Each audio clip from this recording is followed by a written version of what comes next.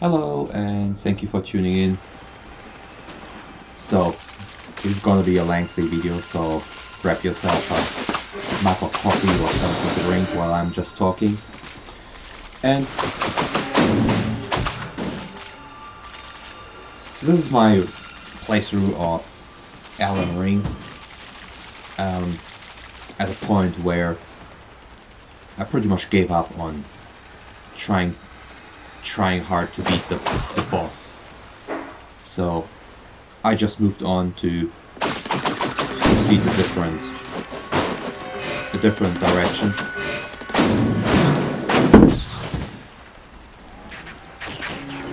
And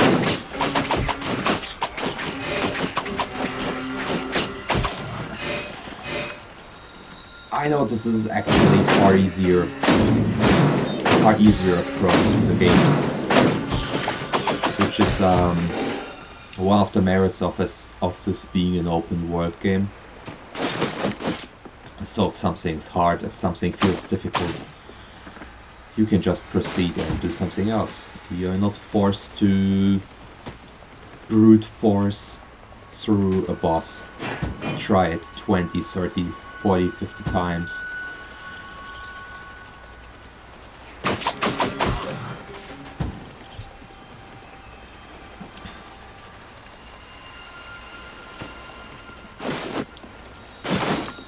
And yes, some bosses are difficult,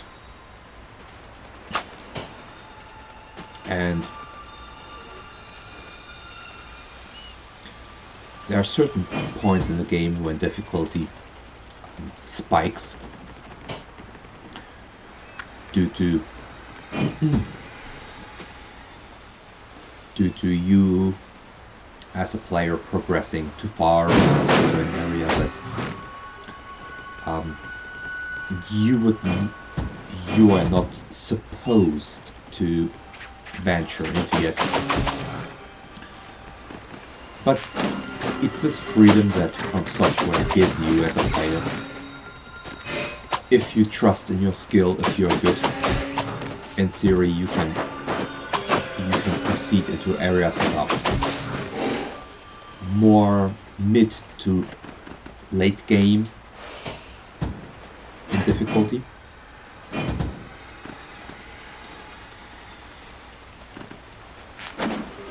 But this also bears the risk for new players to get into areas that are overwhelming.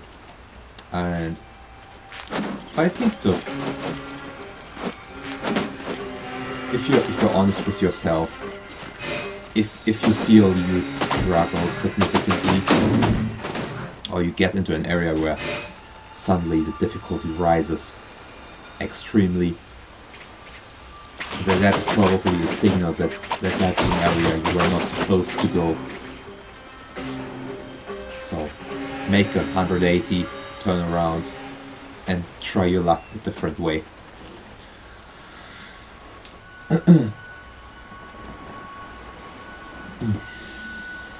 So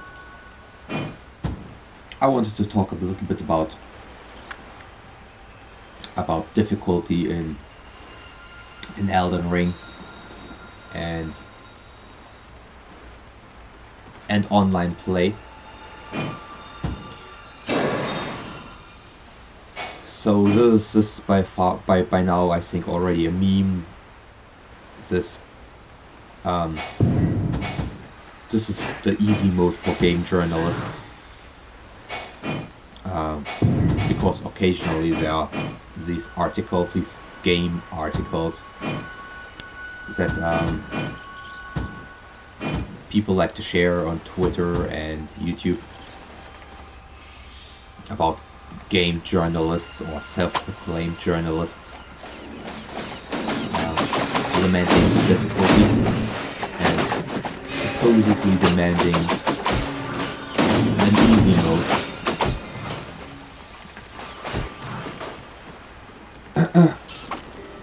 And I think Elden Ring, due to its open nature and having a much higher variety of weapons and magic and stuff possible for you as a player to use, but also due to the open world and you as a player being in consequence able to just avoid, just walk a different way when you struggle too much. This alone makes Elden Ring, I feel, significantly easier than previous FromSoftware games.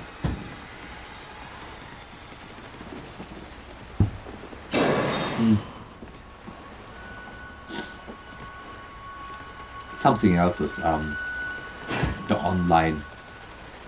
online system in Elden Ring, which is pretty much a carbon copy of previous software games. And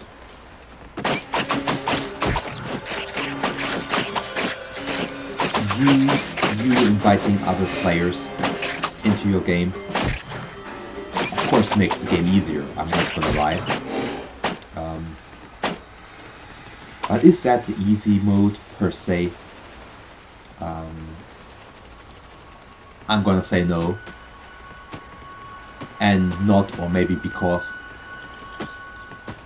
I enjoy inviting other people. I usually tend to tackle bosses with at least one or two other players being summoned as phantoms to support me.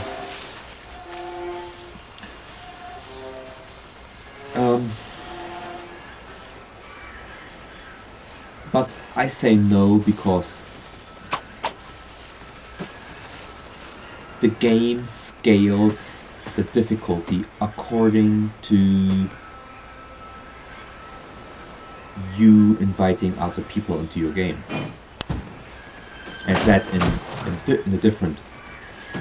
different ways. So first of all and foremost, enemies and especially bosses get a health boost. Their health points get increased for each additional player you summon into your world. For regular enemies, that's barely noticeable, but it can change. It can change it so that some enemies that you would be used to take down in one hit or two hits might take respectively 2 or then 3 hits. For bosses, I haven't looked into the exact numbers, but if it's kind of similar to Dark Souls and previous FromSoftware games, which I assume,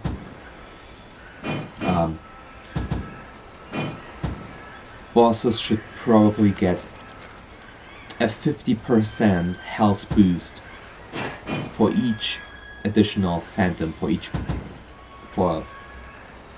player helping you tackle the boss. Meaning that with 2 players supporting you, the boss should have at least 100% more HP. So 200% life. So double the life. But aside from that, I think my gut feeling tells me, and this is probably in line with previous games, is that not only do bosses get more life, but they get also more stagger resistance.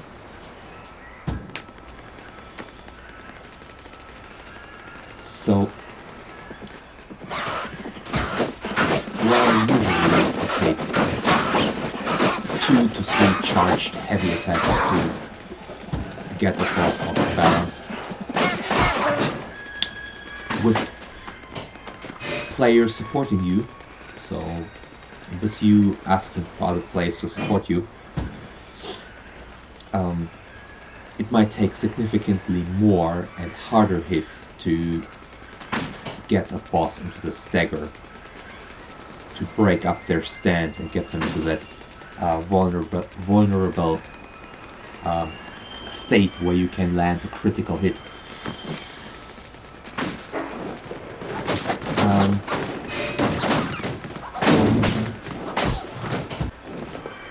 If you call for help and the players you invite into your world are not have their build, their characters not adjusted to the specific boss, it might make it actually more difficult. So depending on the skill and the setup of the characters, the players you invite to help you, co-op might not be the easy mode, but the difficult mode.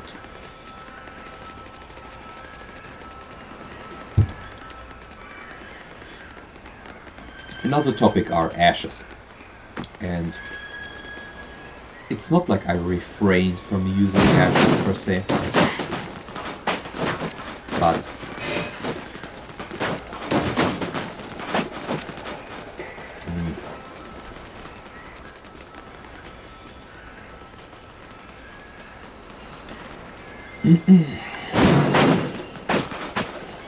it's not like I refrained from using them, but it's just that I didn't use them. I picked up a few ashes in the first 20 or so hours of the game, and I knew how they worked, but I didn't deem them part of my playstyle. Probably due to my gaming habits as someone who played previous FromSoftware games. So whenever there's a new system, a new mechanic implemented into the game, into a franchise, it takes some adjustment and also some form of recognizing that this is part of the system now. And the thing about ashes is, for those who don't know, ashes allow you to summon other support AIs, characters, which are player character-esque, like NPCs, or take on the form of monsters or enemies, like a pack of wolves or goblins.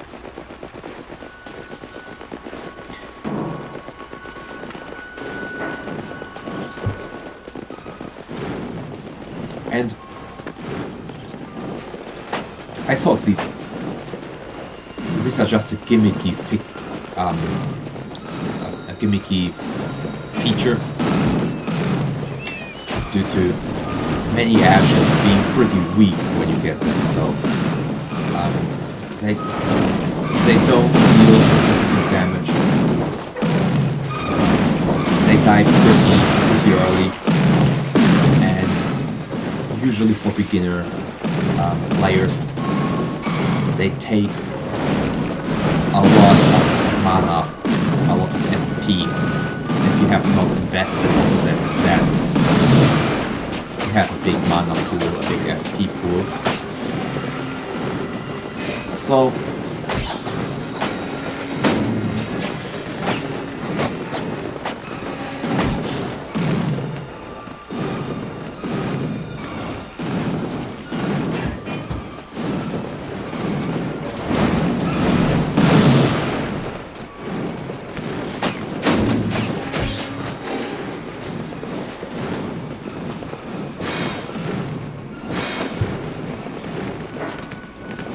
so I didn't deem them a viable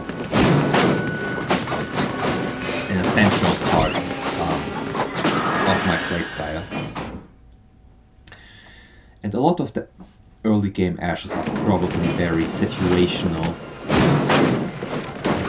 So it's not like you can spam an ash and they will carry you through the fight. Not like a skilled fighter or a skilled real life player that you invite through co-op into your world. But the big advantage here is that the game does not scale up the difficulty for you summoning an ash. And some of the ashes, especially late game ashes, are pretty strong. They have good stagger potential, and especially against human-sized enemies, human-sized bosses, they just prove so useful, as they can take the job of staggering enemies, specifically bosses, and allowing you, the player, to land critical hits more often and to divert the attention of the enemy, of the boss AI, away from you, to give you some space, to give you breathing time, to think, to heal, to set up your equipment and weapons. And especially later game ashes, if they're leveled up, of course, under the condition, they can be quite decent damage sponges, and they can dish out some decent damage. They will not carry you, the player, through fights, but at least early to mid-game ashes. There's some overpowered ashes. That's a different story.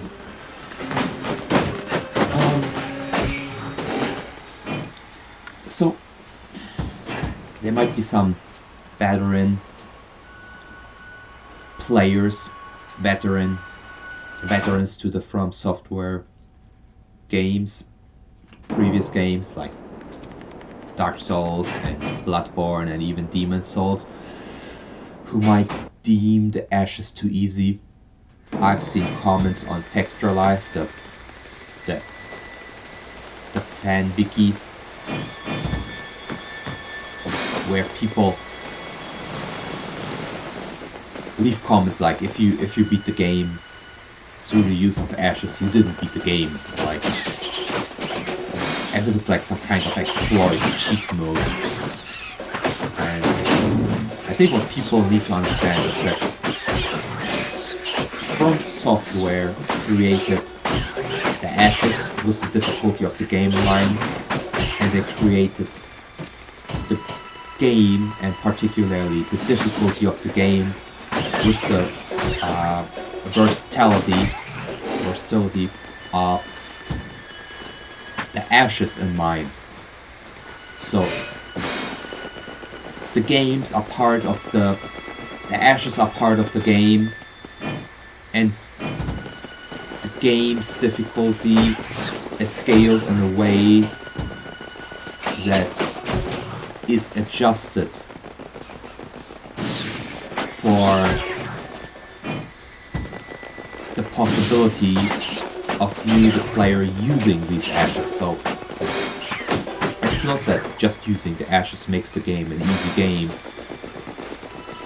It's just that the game's already difficult and has a difficulty ceiling that expects you to use all tools that the game offers. And this is a general thing. This has been age-old in Souls games, that most bosses have a cheap way, an easy way of defeating them, and I'm not talking about exploits found by the fan base, but usually these were obviously and deliberately laid out ways by the devs, by the developers of the game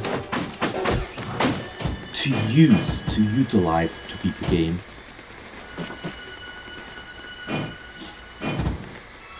In past games it has been sometimes things like a very specific element, so if enemies used or heavily relied on specific elements like using magic attacks, using fire attacks, or using lightning attacks,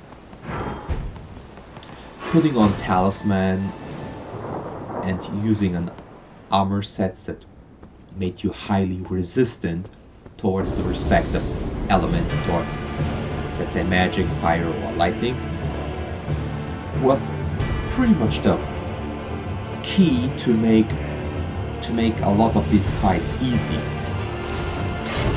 And asking for a real easy mode in these games would be ridiculous, because the game already offers you ways to prepare yourself. And yeah, it's an action game, so it requires you to learn the mechanics, to go properly, evade attacks. Don't be so bad like me.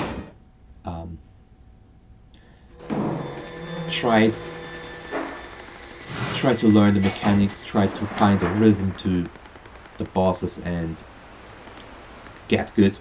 But another huge part of the game is being prepared and preparing yourself. So, thinking how you build your character and what you can do to prepare yourself for specific fights.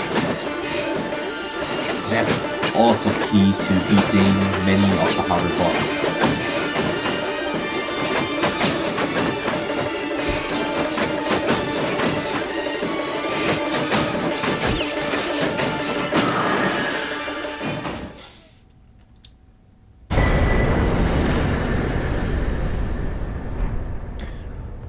As you can see with this boss that I'm currently fighting in the recording,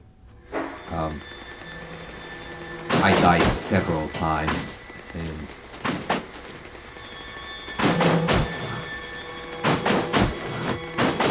it got annoying, but the punishment for dying in this game is extremely low. Yes, you lose runes, like just how you lost souls or blood echoes in previous games.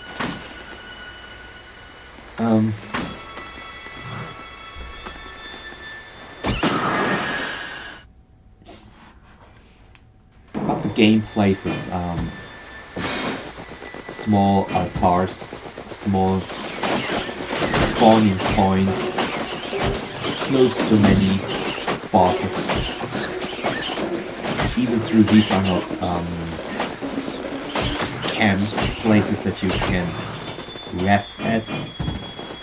These still provide the ability to respawn after you've been killed by the boss, usually right in front of the boss gate, to go in one more time and just pick up where you left in your fight with the boss. So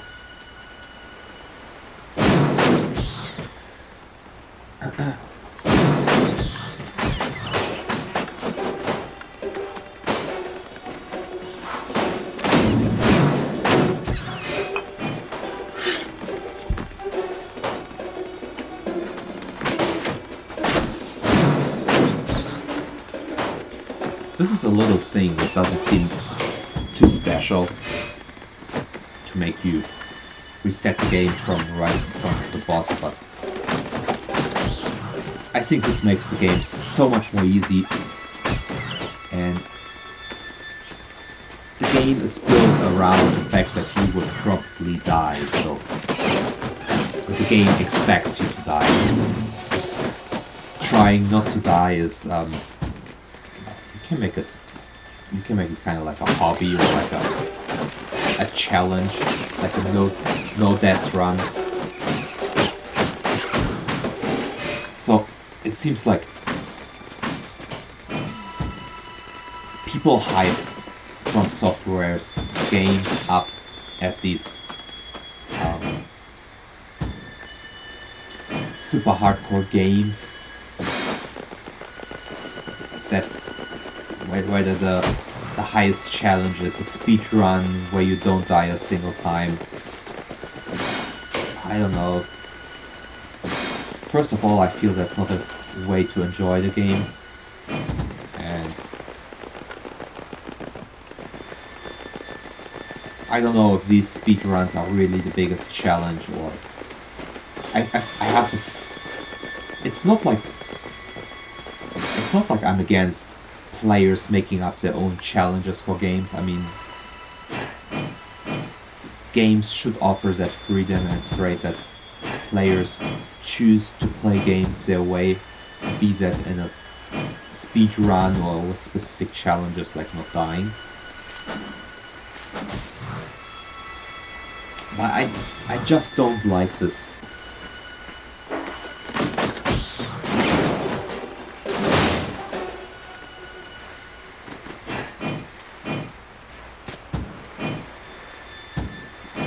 Creating artificial difficulty for you yourself as a player by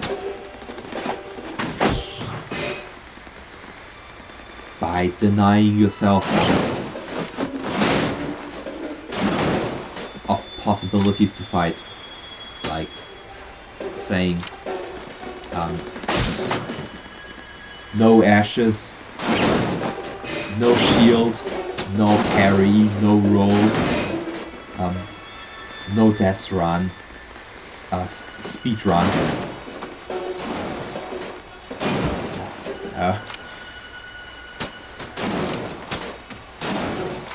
I mean, you can try to tape one arm behind your back and make that a challenge and upload your run on Twitch or something, like one hand Elden Ring, no death, speedrun challenge. Oh, but and you can add a blindfold, like put on a blindfold and try to beat bosses only by sound, by auditorial cues. Yeah.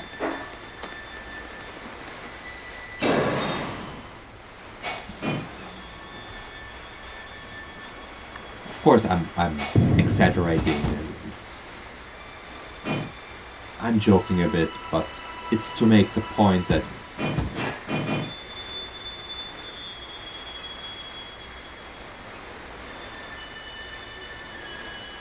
a plain speed run, I mean, the goal is simple, like to finish the game in as short of a time as possible. I can still relate to that, but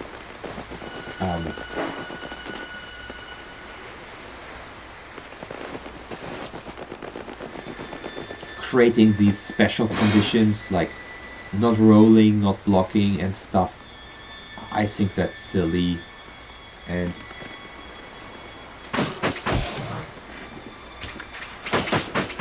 it makes it seem sometimes even bigger of an accomplishment than it actually is.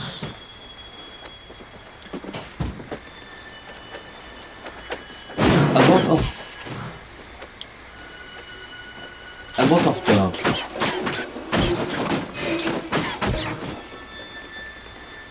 the difficulty or slash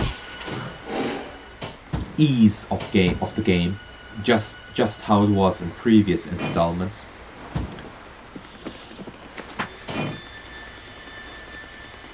boils down to spacing, just knowing how far, how much reach certain enemies have. Like when you have like some infantry soldiers attacking you with their sword, and they start wildly swinging their sword. At some point you got a feeling like how many swings they will unleash, how much distance they cover. So keeping the right distance and spacing, especially spacing around enemies, I would say that's like 70-80% of the game. So you can pretty much outrun, or sometimes even just outwalk certain attacks from enemies and bosses if you know the proper space that you have to keep to stay in safety, and if you know the rhythm, the moment at which point you can close in, get a few swings, and at what moment you have to back off and get again some space between you and the enemy. If you know that, then it might not even be necessary to roll out of an attack last minute.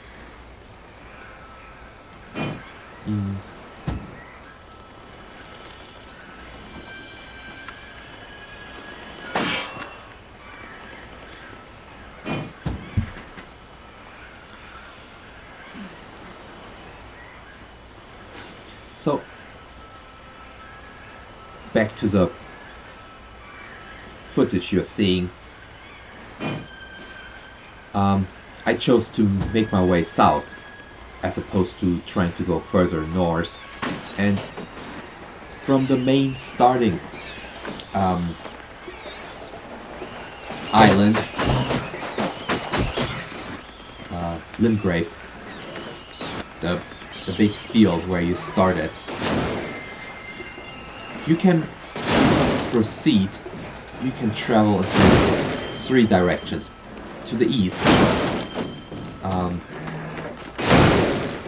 to Sealet, I don't know how I'm supposed to pronounce it.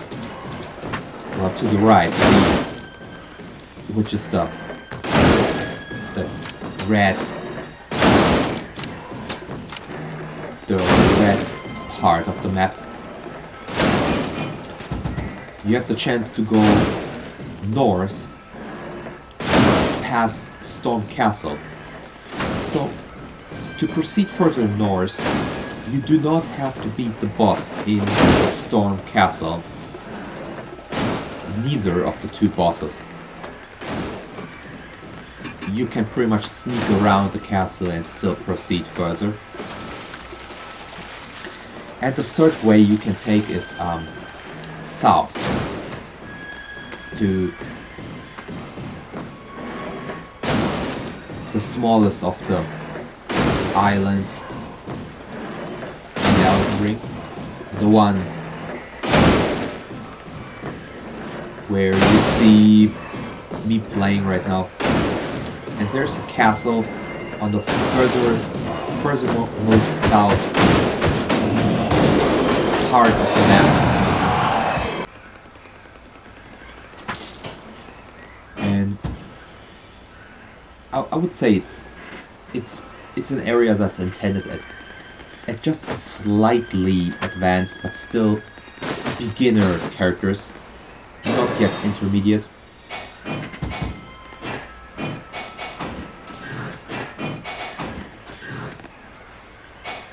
So I would say it's not the early middle of the game yet, it's the beginning of the game yet, still. And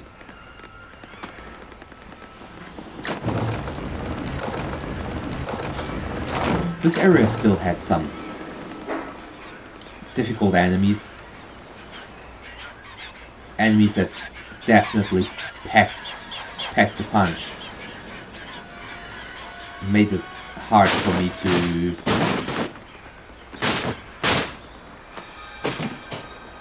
not hard, but they made it occasionally not so easy to proceed.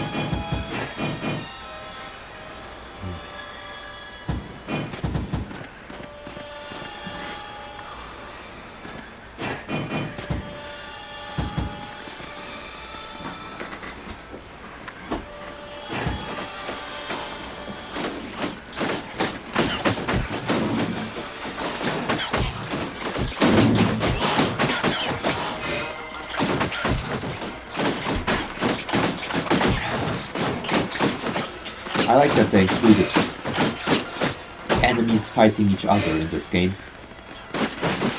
So some enemies have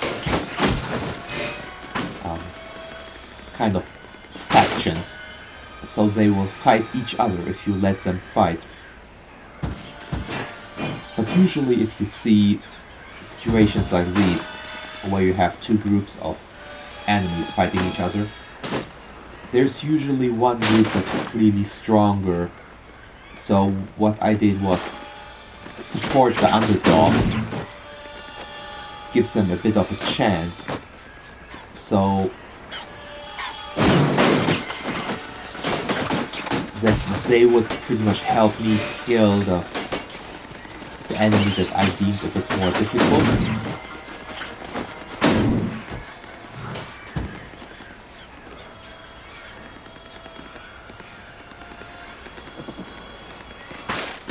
So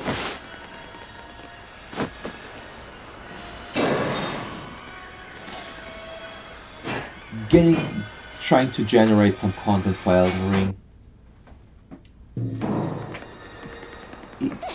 is a bit overwhelming at times, due to me having generated so much footage, so much video material.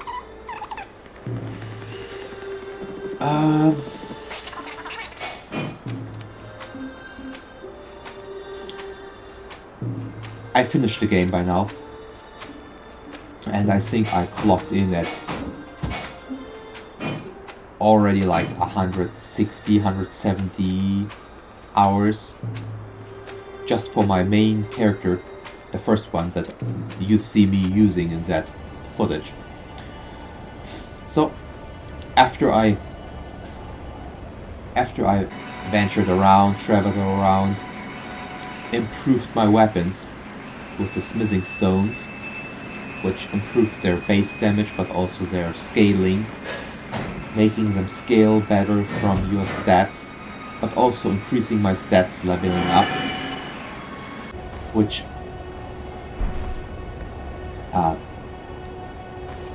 these things, when you progress your character, these synergize really well. Like, you improve your weapon, but you also improve your character, and the improved weapons scale better with the higher stats of your character. So both of these things make your total damage output just way better, just way higher.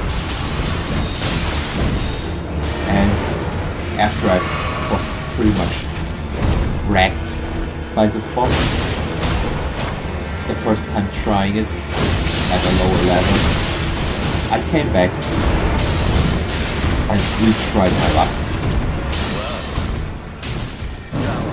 Also, other characters that you summon as support or co-op in your world, there's a range, a level range for what characters you can summon into your world. And if you're too low level, the only help you can summon is low level help. Not like a level 12 or 13 character can summon level 100 or 200 players. No, you can't. You can set up a password and circumvent that. But in that case, the game will scale the health down. making them less efficient than a character that's specifically built towards that level. Smoldering with thy meager flame, cower in fear of the night. The hands of the fell omen shall brook thee no quarter.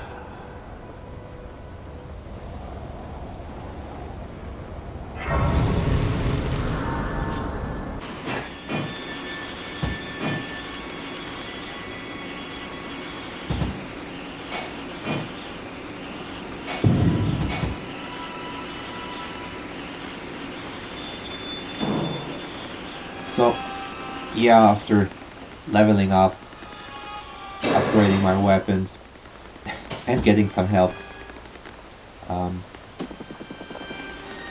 I beat the game, the boss, first try. So yeah, especially in the early parts of the game, leveling up a little bit, improving your weapons, it's a huge deal. It makes the game just so much more difficult, so much more easy. So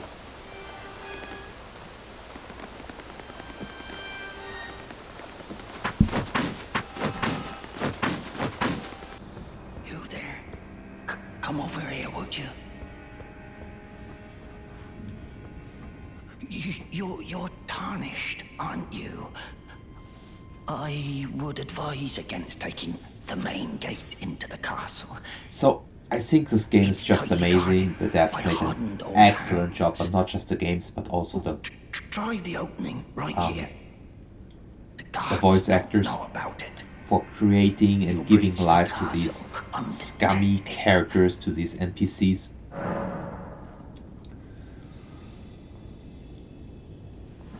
Yes, you're just the kind of tarnished I pray for yours. You, the guards, have your slip. Yeah, you're just I pray for. Oh, damn, I'm tired. I am.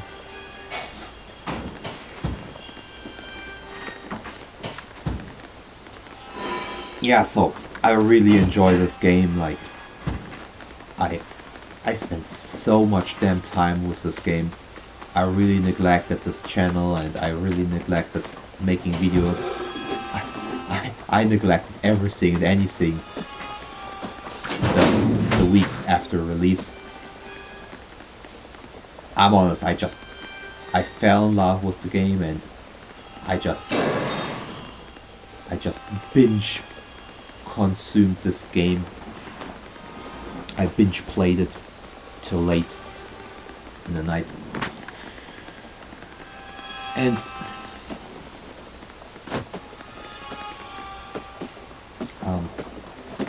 managing work, enjoying the game, and then still trying to generate videos all together, that's not possible. Not for me.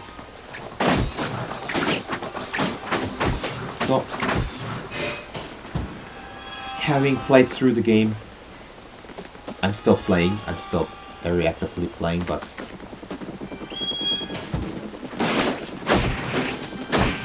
currently I'm trying to make some value with the footage I made. My original idea was to stream my gameplay, to just play the game, enjoy the game, and have whatever I do constantly uploaded. But like I said, my main character that you see here clocks in at more than 170 hours, and I don't know anyone wants to see a 170 hours stream. So I'm still thinking about streaming gameplay in the future, but I will start doing that with my second character that I'm gonna prepare a little bit by sending back and forth some items with my second account.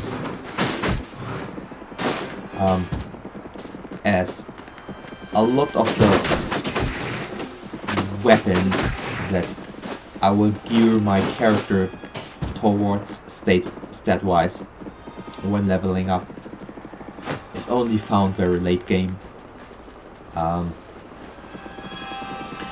And trying to go after every piece of equipment that I want to have, that I feel is of interest, would again blow up the gameplay time, which is extremely unappealing to watch. So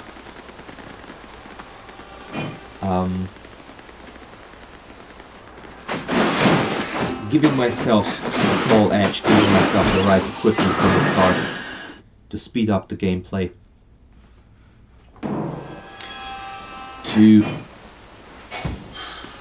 make it more an enjoyable experience to watch.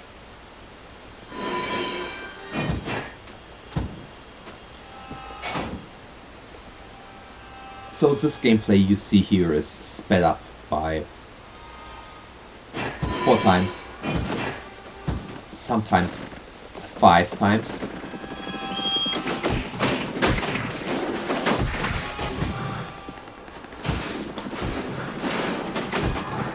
So the 1 hour and 20 minutes of gameplay footage you see here in this video equals at least 5 hours of real-time gameplay that went into this, and I have hours of video footage. So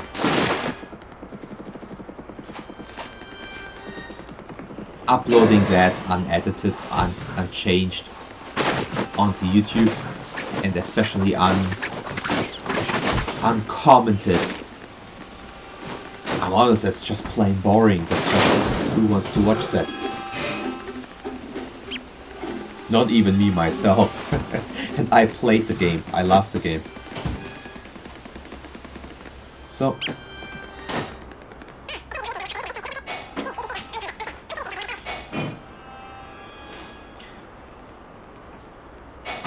content for this channel is a lot manga and anime centered, but also since the release of Elden Ring, centered around the game.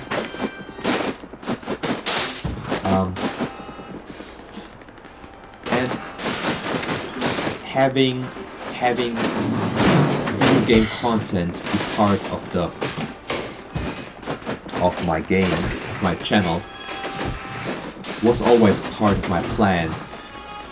Video games are a huge part for me. I always played a lot of video games. I love video games, and I really want to share my ideas and my take on certain things in video games. And I'm specifically the games of FromSoftware, Demon's Souls and Dark Souls, and even previous games have a special place in my heart. So I really love talking about these games. But my ultimate goal for this channel was actually to transcend talking about anime, manga and games, and I think that's kind of like the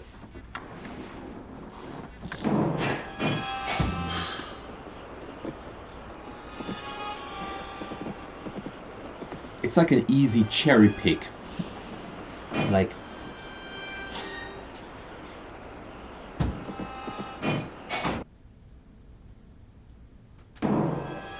but moving this channel towards real life content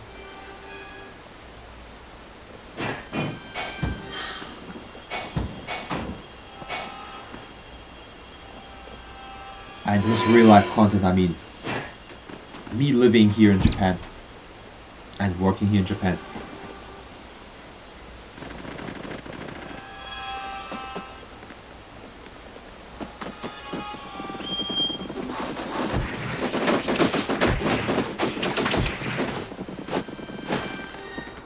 Changed me a lot, I feel.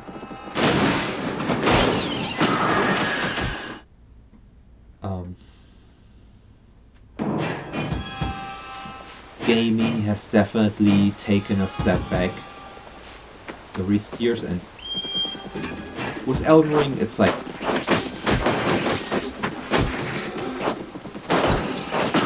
kind of like reliving that passion, or you might call it addiction, that I want to talk about.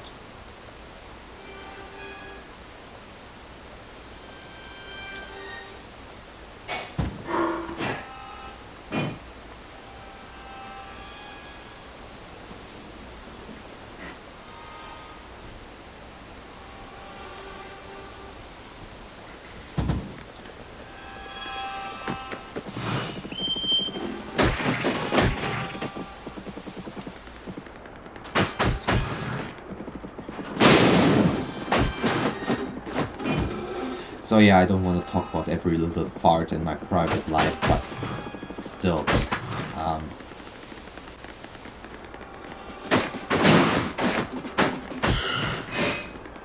my goal was to make this channel a lot more relatable.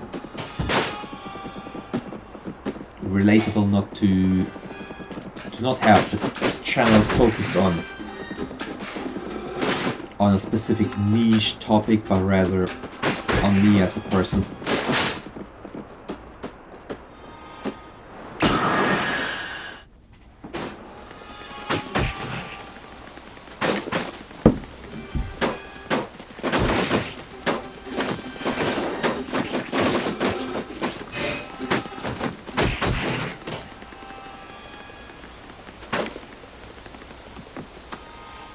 I died so many times this part. I mean, it's kind of like parkour. It's like the... I don't want to say I don't enjoy it. I think this is part of the FromSoftware game experience charm that I love. And I think the jumping and parkour parts of the game are actually pretty enjoyable. They're pretty well made.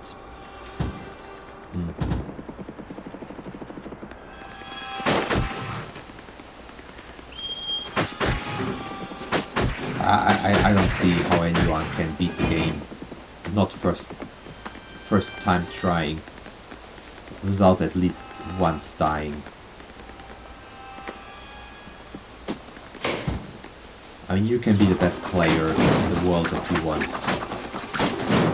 and gracefully take care of all the enemies without breaking a sweat, but it's just so easy to fall down into the abyss and you will see the message pop up, you died.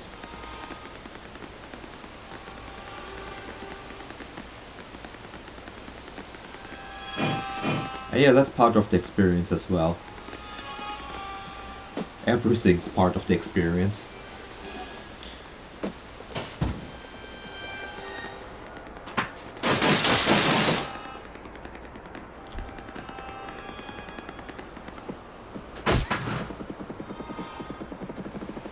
Running over a cliff, falling into the abyss, dying. Just because you don't see that the cliff is a cliff.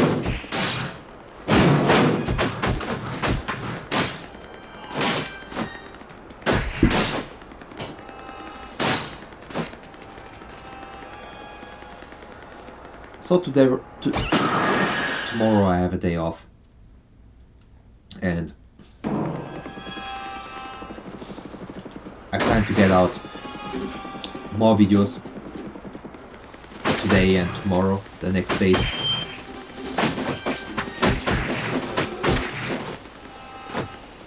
I also still have a lot of videos that I recorded on manga chapter reviews of currently released chapters, One Piece and Black Clover, that I still need to edit.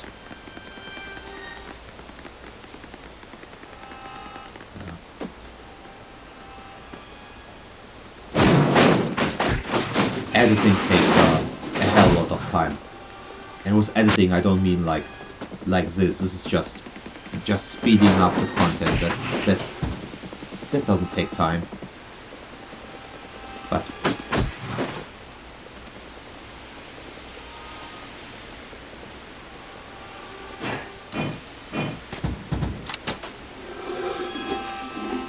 on my other videos I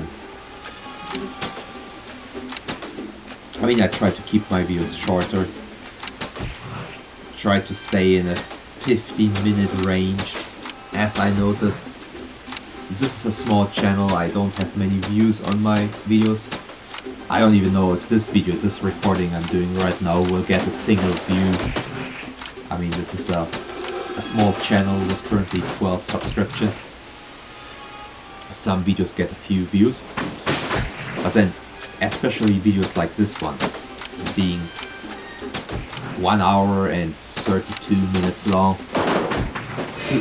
Who's gonna watch like 1 hour and 32 minutes? So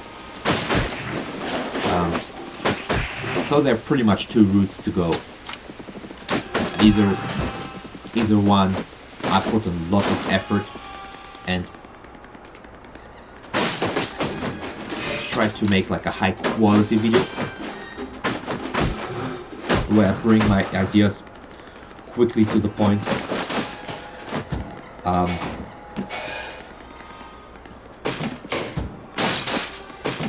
Where I try to fit an idea or a review or whatever into like a 10, maximum 15-minute video. The shorter the better. But the trade-off here is that this will require me to put more effort into the editing of the video.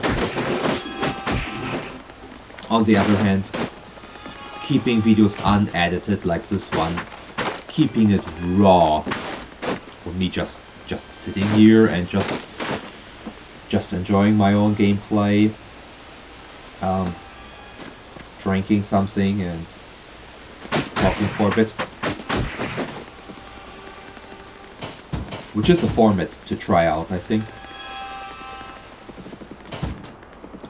But was also a trade-off on the other side, which is that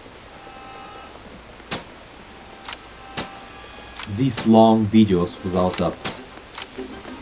a huge followership to back it up are really hard to get attention to, and I wouldn't do that if I didn't have fun, if it wouldn't be about topics and things that I'm interested in to begin with.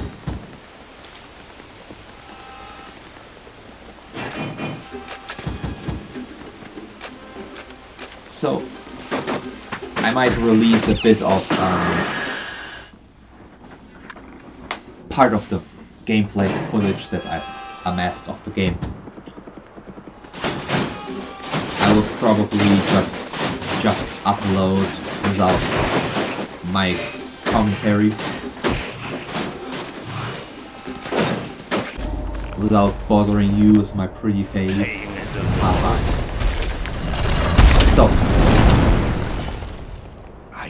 as you see, the gameplay skipped to the next boss, the main boss of Storm Castle, which is one of the demigods, one of the 6 or 7 main bosses that need to be defeated to progress in the game. And you don't need to defeat all of these, you need to defeat 2 special bosses, 2 big bosses to get entrance into the holy city. Spoiler, spoiler. And this boss is semi-optional.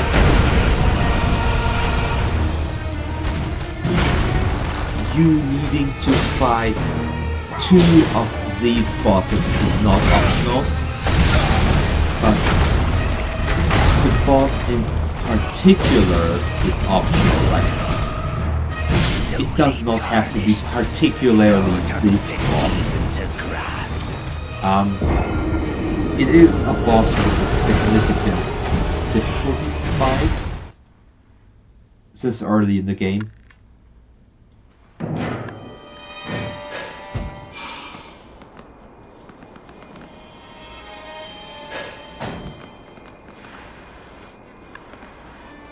And it will probably be a boss that new players will not be able to defeat on their own. That players will have to come back again to take on the boss in a second try and to re-attempt the boss later on. A boss that you will only defeat through summoning help. A boss that you might make you change your equipment or the way you plan your character. It's not the most difficult boss in the game, but at this specific time in the game, it's a boss that is clearly stands out in terms of difficulty from anything that you can face that far into the game. So, Storm Castle, this setting is considered a legendary,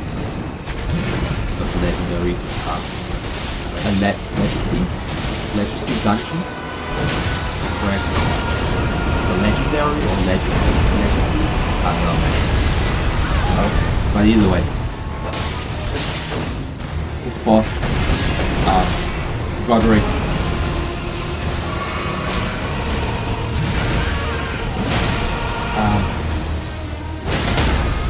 he's pretty strong at that point.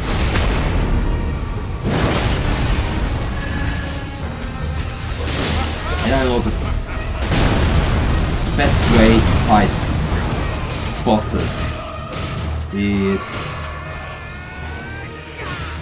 early on in the game to get their stance broken through heavy attacks. It usually takes up 2 to 3 charged heavy attacks to get their stance broken to open them up for a heavy attack. And these heavy attacks deal lots of damage. So that's probably the most viable way for beginner players to take down difficult bosses.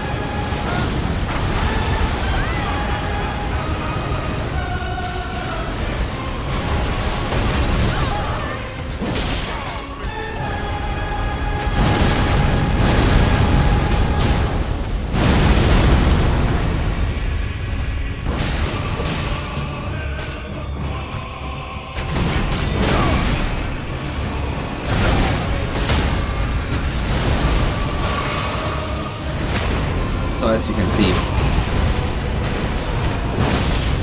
there are certain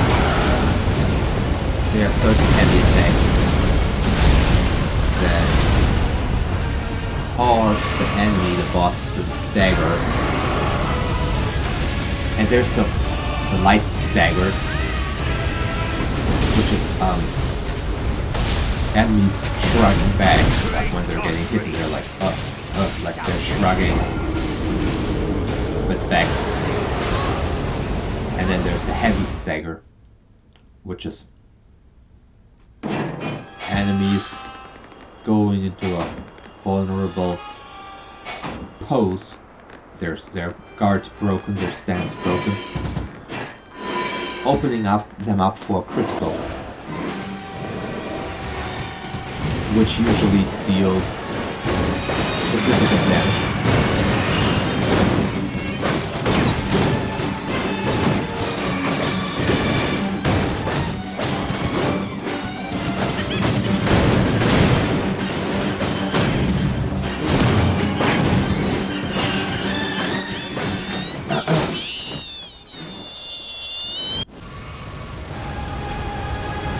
That's cute how he cries, sped up.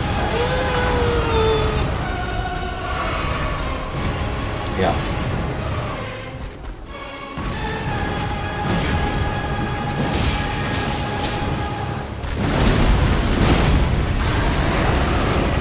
So, I talked about this in one of my previous videos, my playthrough videos, about the feeling of the gameplay being delayed, and this is primarily due to the possibility of rolls, of the dodge roll, to actually delay it. And this is due to those running and dodging being mapped to the same button. This works due to a PS4 controller. So if you hold the button for long enough meaning more than a second or something, the game will register it as you trying to dash, sprint. But if you hold it for just a short time, so like almost less than a second, like one, it will register it as you trying to roll, meaning that you have a significantly delayed roll.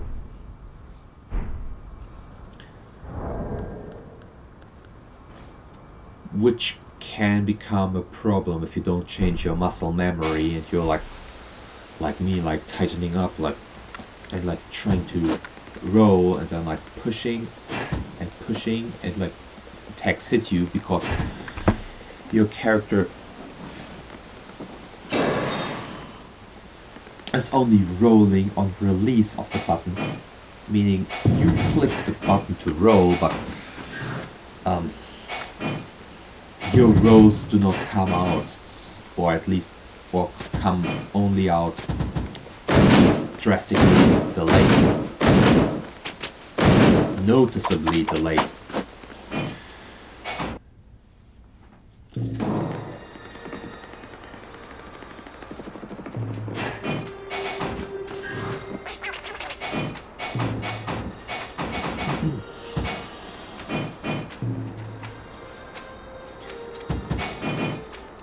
But there's an alternative. You can dodge through the use of skills. So there's a skill called Quick Step, and then an upgraded and improved version which is called the Bloodhound Step. And both cost you FP to utilize, but they're skills, weapon skills, so they cost FP, which is increased through putting stats into mana. But the point is, the FP is reasonably low, making it possible, absolutely possible, to spam these dodge moves. And it changes a lot. Not only are these moves superior in terms of speed and evasive capabilities, but they activate on button push opposed to the usual roll which you would use to roll out of an attack, which is activated on button release. So while the usual roll can be significantly delayed by push and release, push and release, the quick step will, by just touching, will come out immediately. So that changes how the game feels so significantly.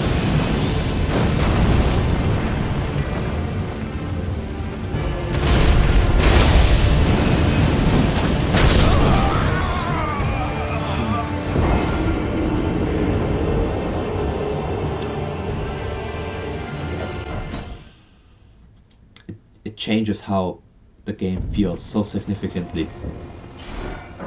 And I tried myself. The only issue I have is slotting in such a weapon art is that it takes the space, the slot of possibly another flashy skill. As you can see, at this point in the game, I acquired myself the meteoric katana, which is a katana which is naturally infused with magic, but it's one that scales better with physical stats than magic. So this one paired with the usual katana was a huge help.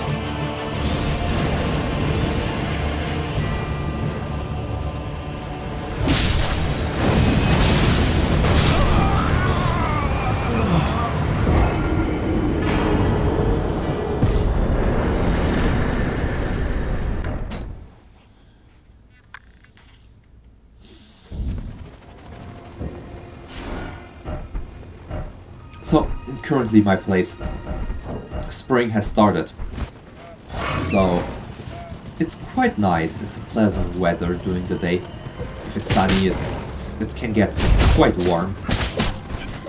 Like my car gets pretty hot, stands in the sun for some hours. But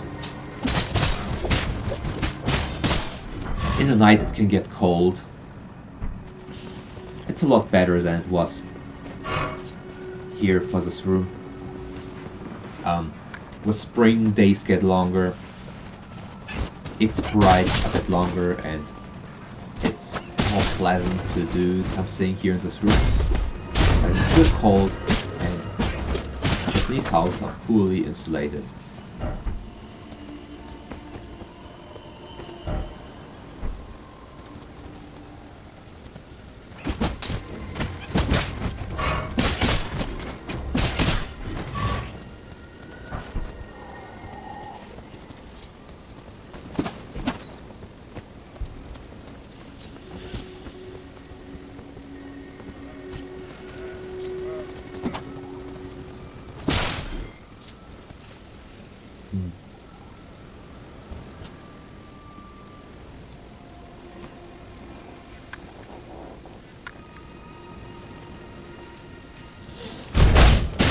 Yeah. So back to the topic of using this katana, the meteoric katana. It's found in a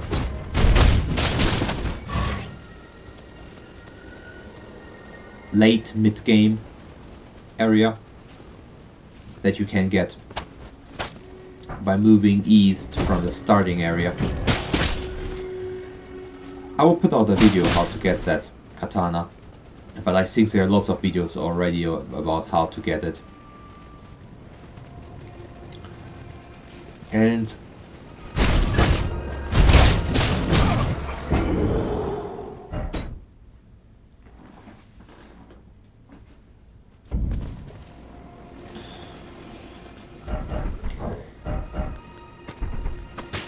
it's not the greatest weapon, but especially for someone who likes katanas and for someone who my character is an high int character. Anyone who plays that style, like an intelligence,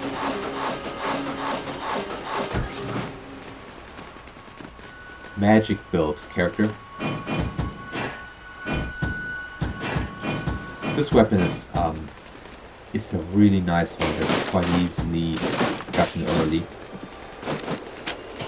Pretty much day one.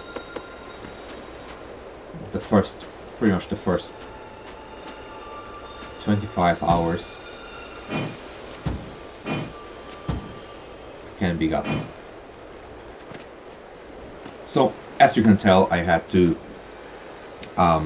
take a break from my recording yesterday, as I just got progressively more and more tired. I was just like, I was even slouching more than I already do.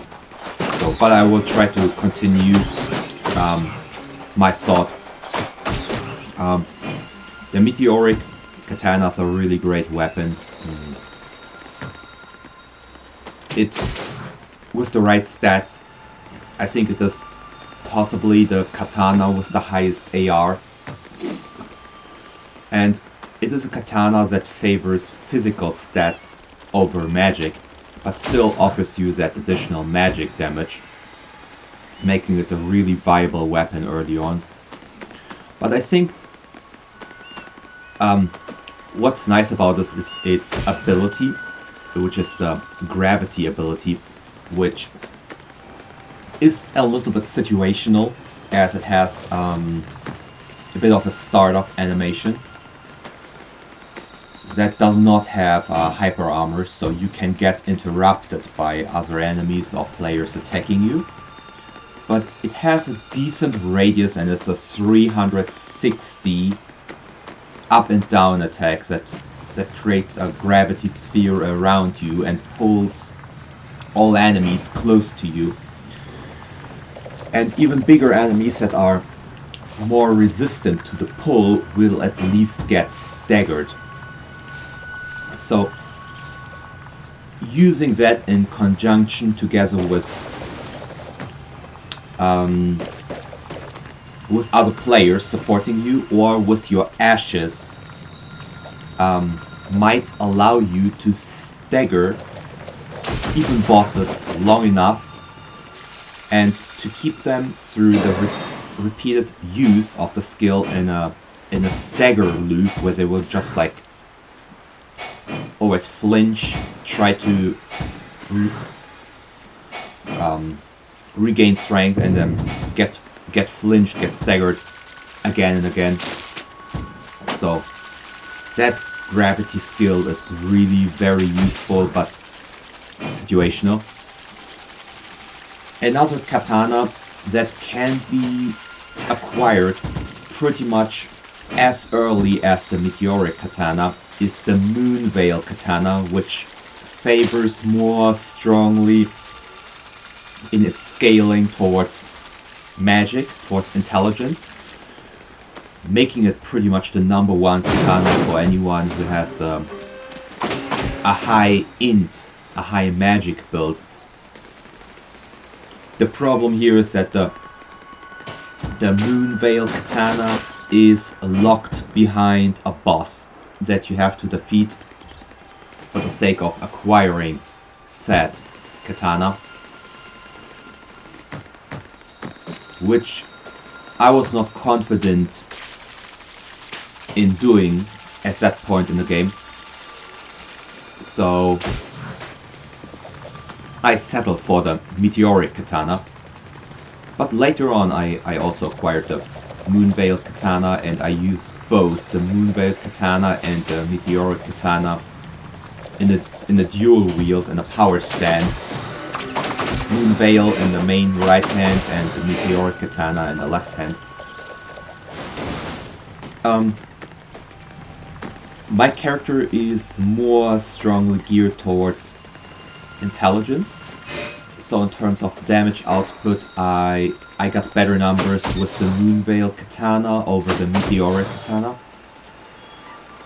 But I think there's still huge value in having the meteoric katana What do you in the make of it? offhand to I witnessed a quickly sight much the dual impression of hand the wicked. meteoric katana Murder and to get pillage access to unchecked, its a waking nightmare. weapon art.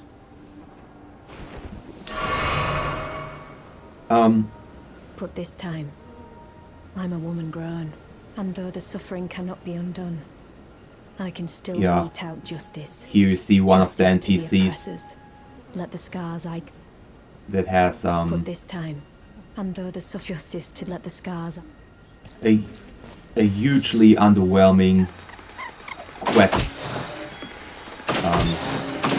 that I was hoping and still hoping to gets expanded. But maybe that character is never meant to be important.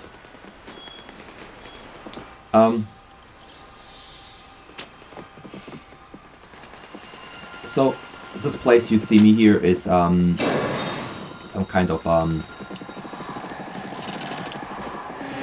lost village under this giant overhang, this overarching stone structure, and I just traveled around, explored, and went for items, and I did not I didn't look any guides. I just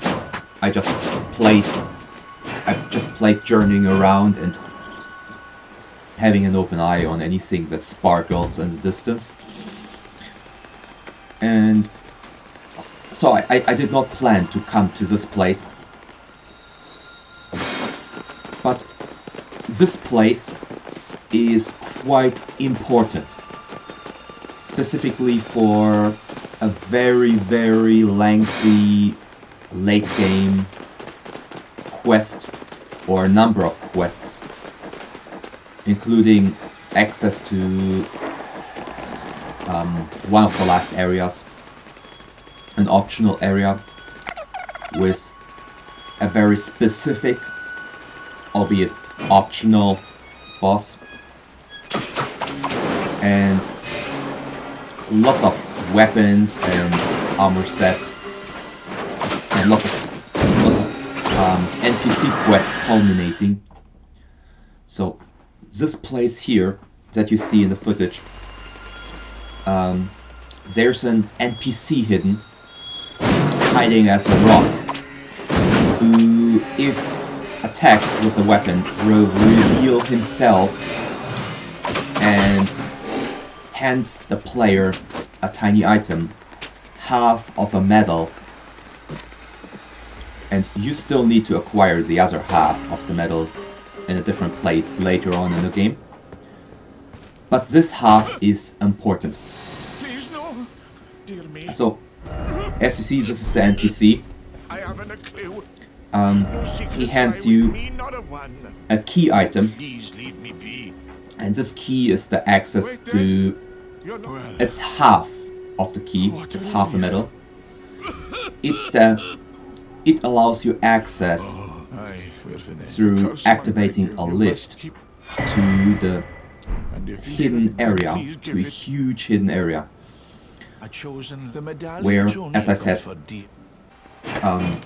you find lots of armor sets, weapons, and you have lots of NPC quests culminating, and which is also, in consequence, necessary to be finished for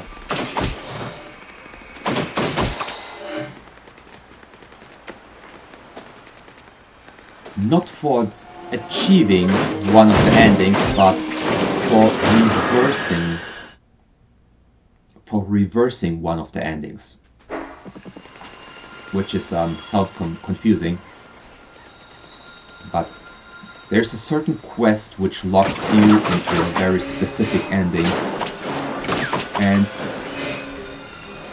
there is a route to get out of that ending, and that is only through acquiring that key item and opening up that hidden area, defeating the hidden boss, finishing up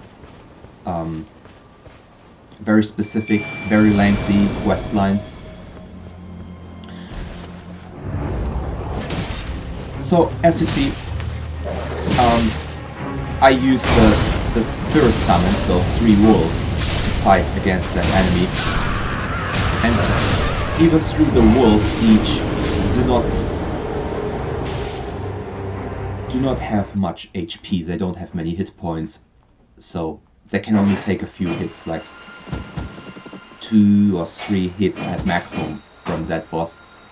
They go down quickly, but they help in jumping around swiftly and attacking that boss and causing that boss to stagger.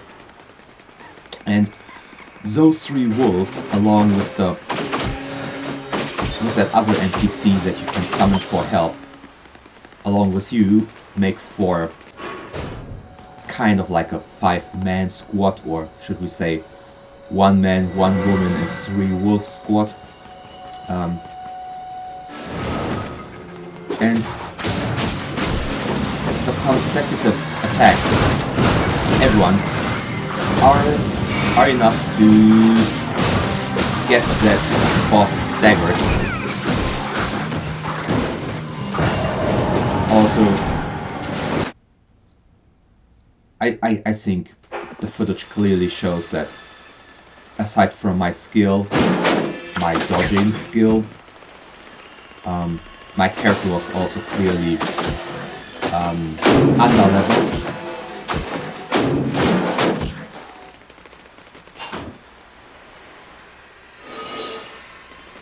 I did not put enough points into vitality, so my life was very low. My weapons were way under level, so I didn't do enough damage. And also, for the usefulness of the ashes, it's pivotal to upgrade them as well, something that I didn't know. So a lot of ashes, specifically the wolves you see, are pretty weak when you get them, and only after you upgrade them a few times do they become strong enough and resistant enough to be useful for a long time.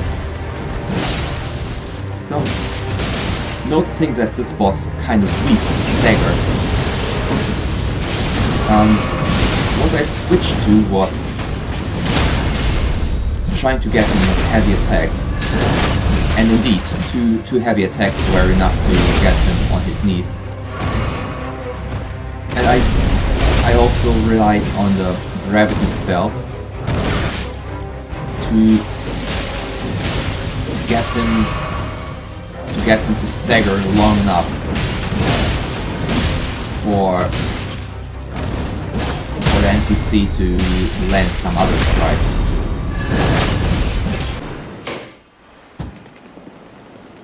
And this way it turned out the boss was easier than what I felt it was.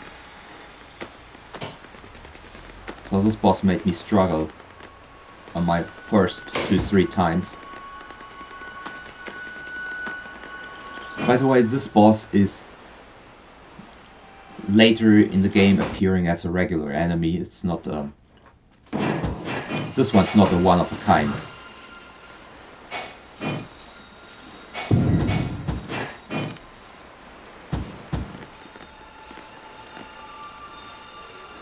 So,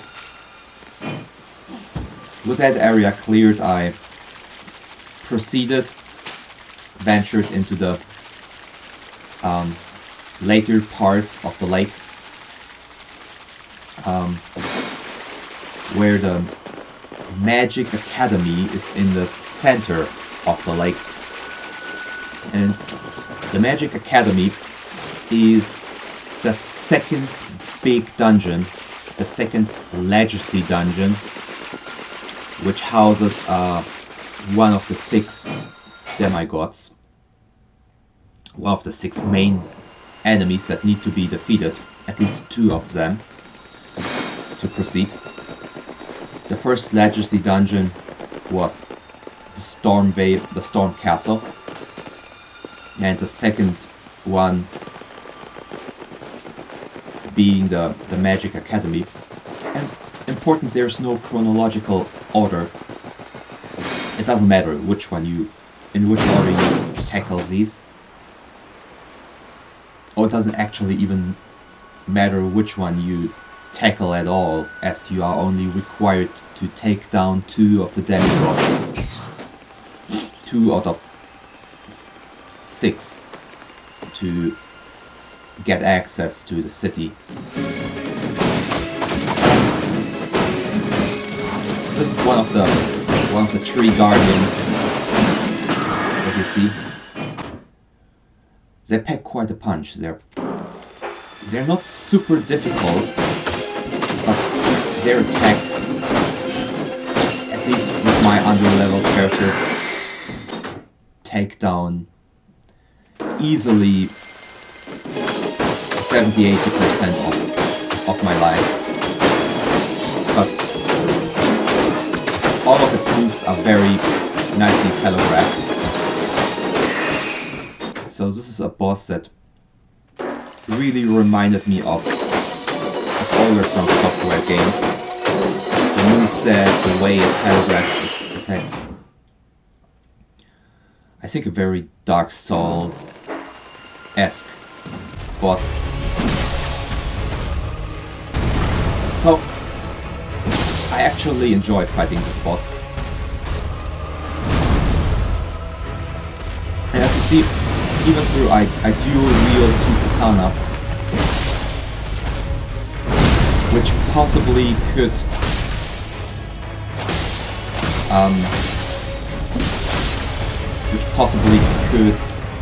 deal more damage per second. So the DPS of hitting with 2 weapons is a lot higher than with 1 weapon, even the charged strong attacks. But